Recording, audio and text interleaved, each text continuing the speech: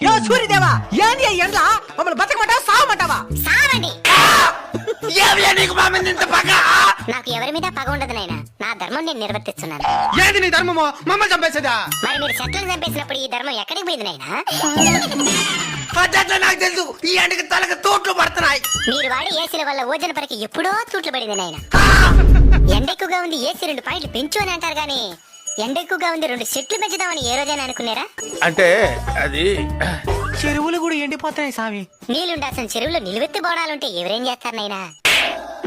అడవులు కూడా ఎండిపోతున్నాయి స్వామి. మరి అక్కడే కదా నాయనా అపార్ట్మెంట్లు కట్టాల్సిందే.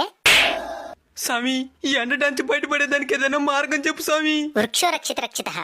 చెట్లను మీరు కాపాడితే అవి మిమ్మల్ని కాపాడతాయి. తప్పకుండా నాడి కాపాడుతాం స్వామి. స్వామి ఇంక మిఠాని ఈ ఎండలు తగ్గునా? In front there is crocodile festival. అంటే ముందుంది ముసళ్ళ పండగ అని.